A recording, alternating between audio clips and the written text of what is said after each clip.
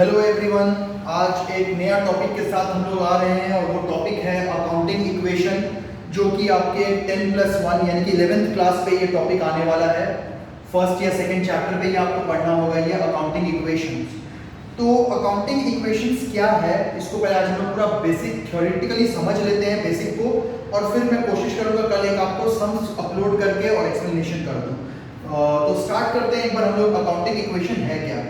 Accounting equation छोड़ दो, आप पहले समझो इक्वेशन क्या है। मुझे लगता है क्लास 7 से आप पढ़ रहे होंगे या 8 से पढ़ रहे होंगे। LHS इक्वल्स टू RHS, ये इक्वेशन आपको पढ़ाई गई होगी कि लेफ्ट हैंड साइड जो है वो राइट हैंड साइड के इक्वल है, तो ये इक्वेशन है। बट ना तो अभी हम मैथ्स पढ़ रहे हैं और ना ही हमें 7th और 8th क्लास का पहले कुछ जानना है यहाँ पे। सो अभी हम लोग समझते हैं अकाउंटिंग इक्वेशन क्या है। अकाउंट्स के टर्म पे अकाउंटिंग इक्वेशन क्या है। एक छोटा सा मैं पहले आपके सामने एक वाक्य रखता हूँ, एग्जांपल रखता हूँ, फिर इसको क्लियर करता हूँ। लॉकडाउन से पहले मार्च 5th 6th की बात कर रहा हूँ मैं। मेरे फ्रेंड ने मुझे कॉल किया कि चलो आज थोड़ा घूमने चलते हैं, पार्टी करते हैं। मैंने कहा ठीक है चलते हैं शाम में। मैंने कहा कौन कौन आ रहा है, तो उसने सारे फ्रेंड्स के नाम बताया, उसमें उसने एक और फ्रेंड का नाम बताया। मैंने बोला नहीं भाई, वो आएगा तो मैं नहीं जाऊँगा, अगर वो चल रहा है तो मैं नहीं जाऊँगा। इससे ये समझ में आ रहा है कि मेरी उसके साथ इक्वेशन नहीं बनती है। मैं जो बोलता हूँ शायद उसको समझ ना आए, या वो जो बोलता है मुझे समझ ना आए। तो अकाउंटिंग इक्वेशन से मेरा मतलब है कि बिजनेस में मुझे एक ऐसा इक्वेशन बना के रखना है जहां हमारा डुअल एस्पेक्ट यानी कि डबल अकाउंटिंग सिस्टम ना तो खराब हो और वो मेंटेन रहे। ठीक है। सो अकाउंट्स में अगर हम बात करें अकाउंटिंग इक्वेशन की, तो किसी भी बिजनेस का एसेट्स जो होता है, किसी भी बिजनेस का एसेट्स जो है वो या तो आप अपने पैसों से लेकर आओगे, यानी ओन फंड को अगर हम बहुत सिंपल वे में पुट करें तो कैपिटल।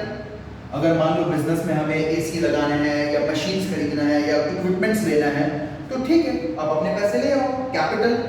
और अगर आपके पास कैपिटल नहीं है, आपके पास अभी वो पैसे नहीं है, तो फिर आप लोन फंड यूज करो, यानी कि आप लाइबिलिटीज क्रिएट करो, बैंक से फाइनेंस कराओ या सप्लायर से उधार पे लेकर आओ। मतलब आपके जो एसेट्स हैं बिजनेस के, वो दो जगह से फाइनेंस हो सकते हैं। एक, या तो आप अपना पैसा खुद का लगा दो, या फिर आप लाइबिलिटी क्रिएट कर लो, उधार पे ले आओ। और यहां से ही आपको अकाउंटिंग इक्वेशन का कॉन्सेप्ट समझना है। कभी भी अकाउंटिंग इक्वेशन आपको बनाना है तो आपको याद रखना है कि एसेट्स जो है वो इक्वल होना चाहिए कैपिटल प्लस लाइबिलिटीज के। जब भी आप अकाउंटिंग इक्वेशन पढ़ोगे या अकाउंटिंग इक्वेशन को समझोगे, तो आपको समझना है कि बिजनेस का जो एसेट्स है वो बैंक्ड होगा या तो कैपिटल से या तो लायबिलिटी से। मतलब ये दो जगह से ये पैसे आएंगे। सो बिजनेस में आपके जितने भी ट्रांजैक्शंस होंगे, आपको सारे ट्रांजैक्शंस के लिए ये इक्वेशन को फुलफिल करना है। मेरी बात को ध्यान से सुनिएगा।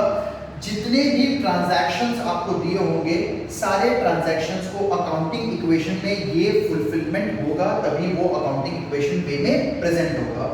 जैसे फॉर एग्जांपल अगर हम कहते हैं कि हमारे पास एक फर्नीचर आया है 200 का और 150 हमारा खुद का पैसा है और 50 हमारा लायबिलिटी है, मतलब उधार रखा है हमने। तो ये एक अकाउंटिंग इक्वेशन है। इधर या तो आप अपने पैसे लगाओ या तो फिर आप लायबिलिटी क्रिएट करो। अब जरा ध्यान दीजिएगा, ये इक्वेशन आपको सारे ट्रांजैक्शंस के लिए प्रूफ करना है, किसी एक ट्रांजैक्शन के लिए नहीं प्रूफ करना है, आपको सारे ट्रांजैक्शंस के लिए इक्वेशन को प्रूफ करना है। जब भी आप अकाउंटिंग इक्वेशन बनाओगे तो जितने भी एसेट्स हैं वो सबको आप डिवाइड करोगे अलग अलग कैटेगरी में। सपोज करो कैश, बैंक, फर्नीचर, जो भी आपका क्वेश्चन रहेगा उसके अकॉर्डिंगली आप सारे एसेट्स को डिवाइड कर लोगे। कैपिटल की कोई डिवीजन नहीं होगी, वो सिंगल एक कॉलम बनेगा। अगेन लायबिलिटीज को आप डिवाइड कर लोगे, राम, सप्लायर, क्रेडिटर्स, जो भी आपका मेंशन रहेगा क्वेश्चन में। जैसे for example obtain bank loan from SBI, तो bank is your assets and bank loan is your liability. तो आपको जब भी अकाउंटिंग इक्वेशन पढ़नी है तो आपको LHS equals to RHS prove करना है। कैसे प्रूव करना है? Assets is either purchased from your own fund, that is capital, or it is financed by some person or some institution, so liability.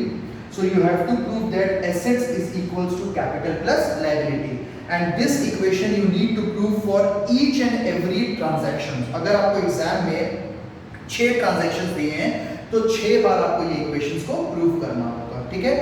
फिर मैंने आपको बताया जो एसेट्स होते हैं उनको आप डिवाइड करोगे, जो भी क्वेश्चन में एसेट्स दिए हैं, परचेज दिया हुआ है, उसको आप डिवाइड करोगे। सपोज करो स्टॉक, कैश, बैंक। कैपिटल का कोई डिवीजन नहीं होगा। और लायबिलिटीज अगेन, अगर कुछ आउटस्टैंडिंग है और आपका कोई बैंक लोन है या कोई सप्लायर का नाम दिया है तो उसमें से आपको लायबिलिटी को डिवाइड करना होगा।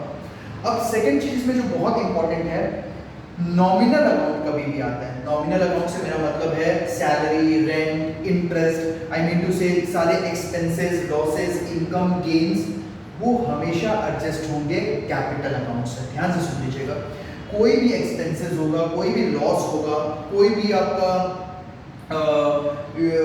प्रॉफिट होगा तो वो सारा एडजस्ट होगा आपका कैपिटल से, बिकॉज कैपिटल में ही प्रॉफिट ऐड होता है और अगर लॉस होगा तो कैपिटल से ही माइनस करेंगे। तो जरा मैं आपको एक एग्जांपल देके बताता हूँ।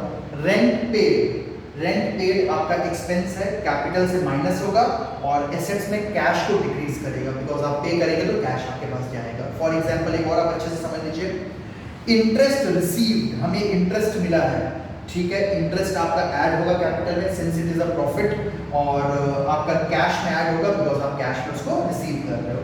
तो अकाउंटिंग इक्वेशन का यही एक बेसिक है, इसी के बेस पे आप अकाउंटिंग इक्वेशन बनाओगे और इसका सम और एक पूरा प्रॉपर सोल्यूशन विद एक्सप्लेनेशन हम कल अपलोड करेंगे और आप लोग एक बार उसको भी देख लोगे तो आपको कॉन्सेप्ट पूरा क्लियर हो जाएगा। और अपनी भी बुक्स में भी एक बार आप रीड कर लोगे तो सारा चीज आपको ओवरऑल क्लियर हो जाएगा। सो गाइस एक बार पढ़ लीजिएगा, कोई भी डाउट होगा तो प्लीज़ मुझे आप कमेंट में बताइएगा, मैं उसको आपको हेल्प आउट कर दूँगा। Thank you.